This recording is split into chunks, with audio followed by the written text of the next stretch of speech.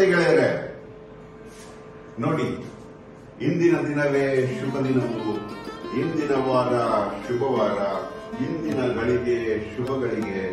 ಇಂದು ಶ್ರೀ ಪುರಂದರ ವಿಠ್ಠಲ ರಾಯನ ಸಂದರ್ಶನವೇ ಶುಭಗಳಿಗೆ ಅನ್ನೋ ಒಂದು ಪುರಂದರದಾಸರ ಕೀರ್ತನೆ ಇದೆ. ಅದೆಷ್ಟು ಚೆನ್ನಾಗಿದೆ. ಇವತ್ತು ಅಹೋರಾತ್ರ ನನಗೆ ತುಂಬಾ ಸಂತೋಷ ಪಡ್ತಿಲ್ಲ. ಇದು ಶ್ರೀ ಮಹಾಮೃತ್ಯುಂಜಯ ಅಂತ ನಮ್ಮ ಕರ್ನಾಟಕದಲ್ಲಿ ಚಿಕ್ಕಮಗಳೂರಿನಲ್ಲಿ ಸುಮಾರು 12 ಲಕ್ಷ ವರ್ಷಗಳ ಹಿಂದೆ ಮಹಾಮೃತ್ಯುಂಜಯ ಯಂತ್ರ ಜನ್ಮ ಪಡೆದು ನಮ್ಮ ಮಾರ್ಕಂಡೇಯ ಮುನಿಯಿಂದ ಚಿಕ್ಕಮಗಳೂರಿನ ಅಲ್ಲೂರಿನಲ್ಲಿರುವಂತಹ ಕಾಣ್ಯ ಕಾಡಿನಲ್ಲಿ ಇವತ್ತಿಗೂ ಅಲ್ಲಿ ಆ ದೇಗುಲ ಇದೆ. ಇದು ಶ್ರೀಯಂತ್ರ 3 ಅಡಿ ಅಗಲ 3 ಅಡಿ ಉದ್ದ ಇರುವಂತಹ ಶ್ರೀಯಂತ್ರ. ಇಲ್ಲಿ ಈ ಪಕ್ಕದಿಂದ ನೋಡಿದ್ರೆ 9 ಆವರಣಗಳು ಕಾಣುತ್ತೆ. 1 2 3 4 5 6 7 8 9 ಆವರಣಗಳು.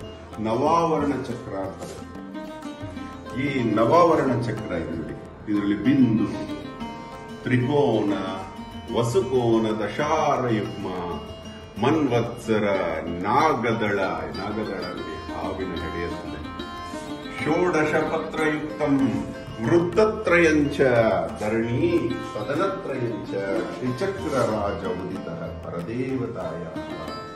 ಮೃತ ವೃಕ್ಷದಿಂದ ಸುಮಾರು 100 ವರ್ಷಗಳು ಹಿಂದಿನ ಆ ಕಾಲದ ಮನೆಗಳಿಗೆ ಬಳಸಿದಂತಹ ಸ್ತಂಭಗಳು, ದೇವಸ್ಥಾನಕ್ಕೆ ಬಳಸಿದಂತಹ ಶಾರ್ದೂಲಗಳನ್ನು ಬಳಸಿ ಮಾಡಲಾಗಿದೆ.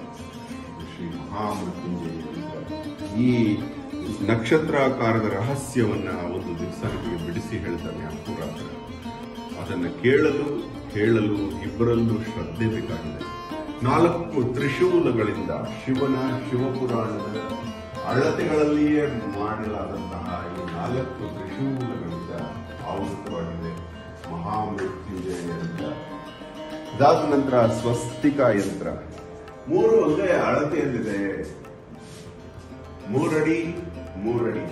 ನೋಡಿ, ಸ್ವಸ್ತಿಕ ಯಂತ್ರ, ಮಹಾಮೃತ್ಯುಂಜಯ ಯಂತ್ರ, ಶ್ರೀಯಂತ್ರ ಒಂದೇ ಗೋಡೆಯಲ್ಲಿ ಕುಳಿತಿದೆ. ಸುಮಾರು 10 ಅಡಿ ಗೋಡೆಯಲ್ಲಿ 3 ಕುಳಿತಿದೆ. ಧನ್ಯವಾದ. ಅಹೋರಾತ್ರ.